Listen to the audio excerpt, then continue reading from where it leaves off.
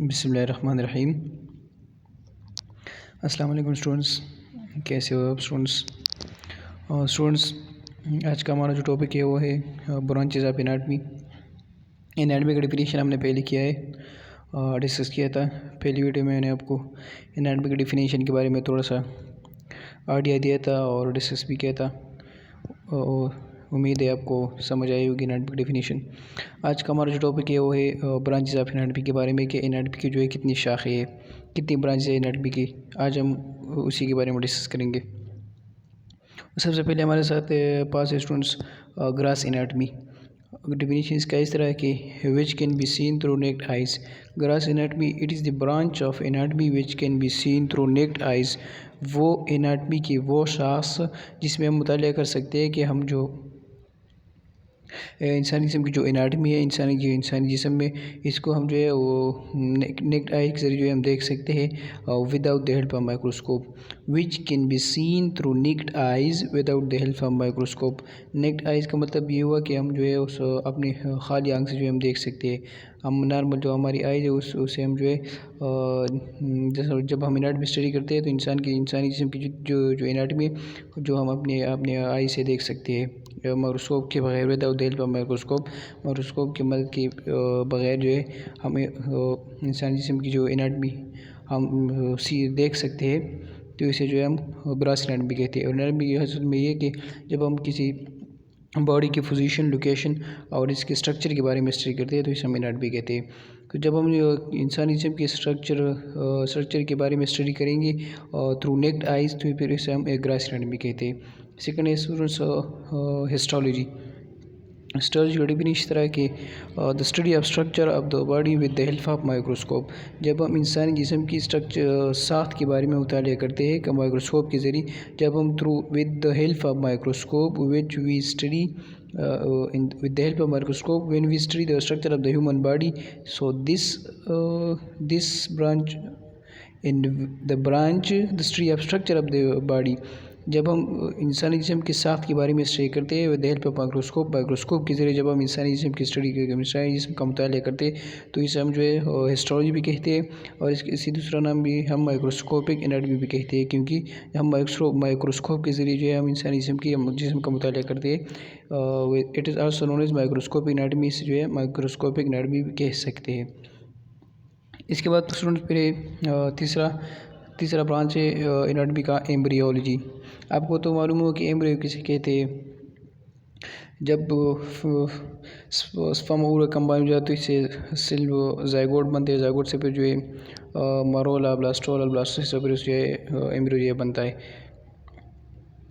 तो एम्ब्रियोलॉजी जो है तीसरा ब्रांच है एनाटमी का, द स्टडी ऑफ एम्ब्रियो। जब हम एम्ब्रियो का मुताला करते हैं तो इसे हम एम्ब्रियोलॉजी कहते हैं।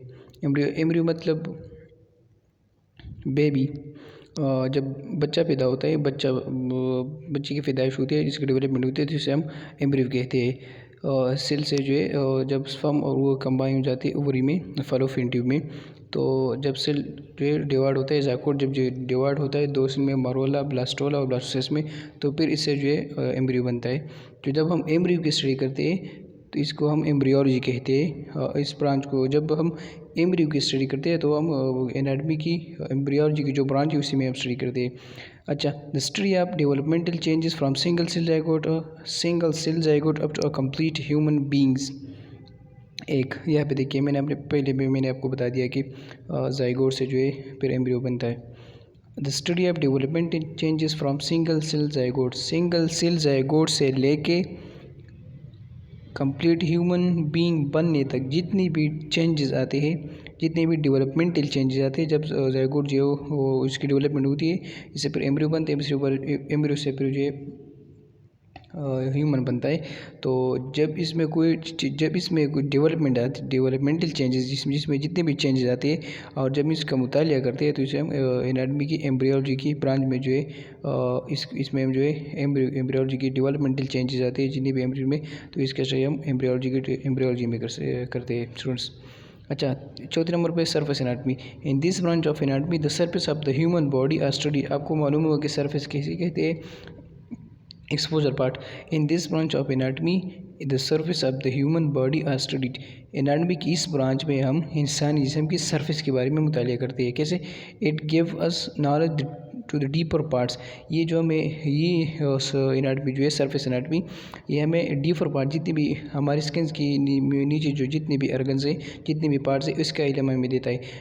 पर इसके आप जो है अपने थोरेसिक जो तो आपकी जो थोरेसिक कैविटी है इस पर हाथ रखिए तो हमें पता चलता है कि स्किन के नीचे तो ये थोरेसिक के जो है इसके नीचे और रिब्स है, रिब्स के दरमियान जो है इंटरस्टिशियम स्पेस है, राइट साइड पे लेफ़्ट साइड पे हार्ट पड़ा हुआ है, तो हमें पता चलता है सरफेस है इंसानी। जब हम इंसानी बॉडी की, ह्यूमन बॉडी की सरफेस जो सरफेस का मुतालिया करते हैं,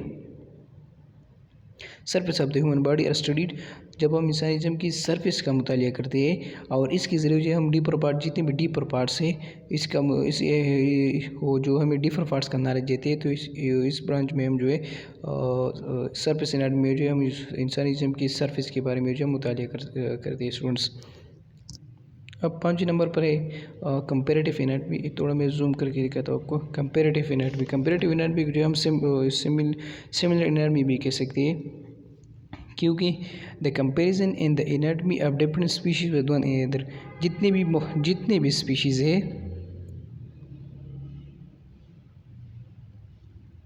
अ ग्रुप ऑफ सेल जो perform a particular function in the body is called. Students देखिए,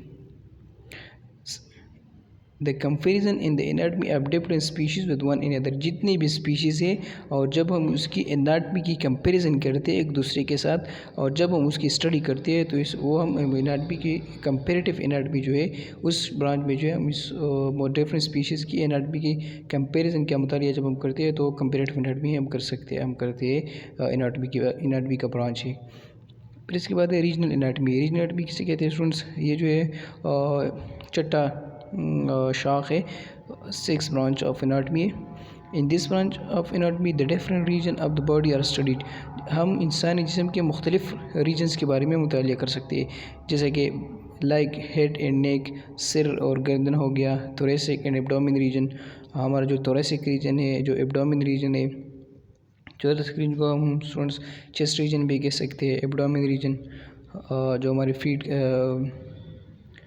पेट का रीजन है, थोरेसिक रीजन या चेस्ट रीजन, जितने भी रीजन है हमारे बॉडी में, जैसा कि पेल्विक रीजन होगा। जब हम इंसानी जिस्म की डिफरेंट रीजन्स के बारे में हम स्टडी करते हैं तो फिर जो वो स्टडी हम किस ब्रांच में करते हैं? रीजनल एनाटमी में जो है हम इंसानी जिस्म के डिफरेंट रीजन्स के बारे में मुतालिया कर सकते हैं। इसके बाद सिस्टमिक एनाटमी, ये जो है 7वां ब्रांच है, the study of different system of the body. पहले हमने बता दिया रीजनल एनाटमी में कि हम इंसानी जिस्म की डिफरेंट रीजन्स के बारे में स्टडी करते हैं, और इसमें जो है हम इंसानी जिस्म की डिफरेंट सिस्टम के बारे में स्टडी करते हैं।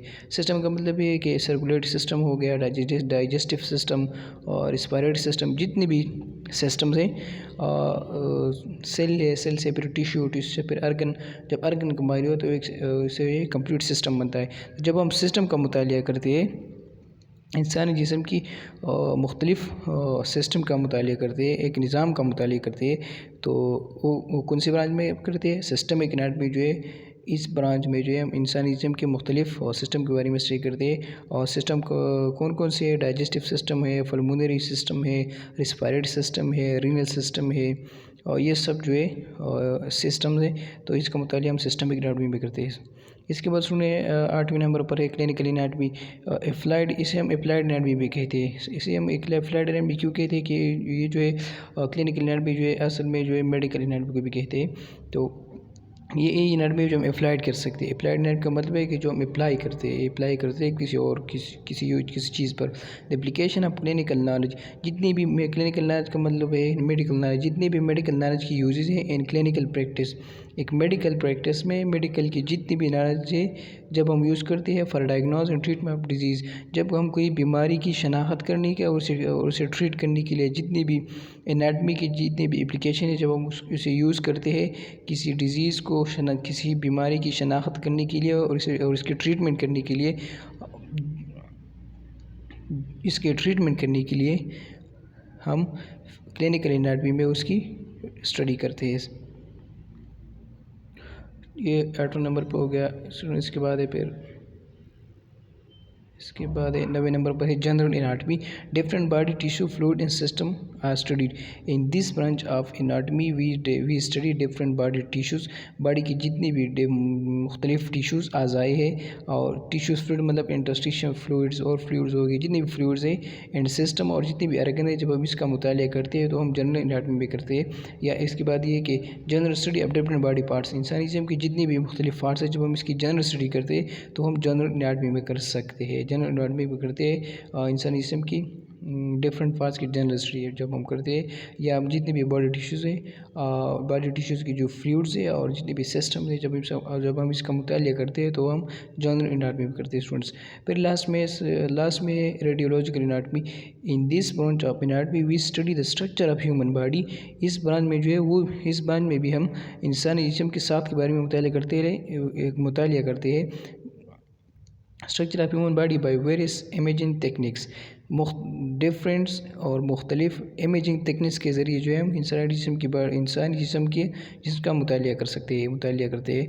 तो इमेजिंग टेक्निक्स का मतलब क्या हुआ? एग्जांपल के एक्सरे हो गया। जब हम इंसानी जिस्म का जब हमारा कोई हाथ टूटता है या कोई हड्डी टूटती है, जब हम इसका एक्सरे करते हैं, जब हम अल्ट्रासाउंड करते हैं, सीटी स्कैन करते हैं या MRI करते हैं, तो जब हम इंसानी जिस्म का मुतालिया करते हैं with the help of various imaging techniques के ज़रिए, और जब इसका जो हम मुतालिया करते हैं तो हम किस ब्रांच में करेंगे? रेडियोलॉजिकल एनाटमी में जो है वो हम इसका मुतालिया करते हैं। तो स्टूडेंट्स ये थे 10 ब्रांचेस जो मैंने आपको बता दिया शॉर्टली। ये वीडियो थोड़ा लंबा हो गया, लेकिन आपने कन्फ्यूज़ होना नहीं है, बिल्कुल कंफ्यूज नहीं होना। जहाँ पर भी आपको समझ नहीं आप मुझसे पूछ सकते हैं। मैंने थोड़ा जल्दी इसलिए बता दिया कि टाइम थोड़ा कम है, इसलिए मैंने आपको जल्दी बता दिया। ओके स्टूडेंट्स, आज के लिए इतना ही काफ़ी है। That's enough for today. Love you all और take care. No more. Thank you very much.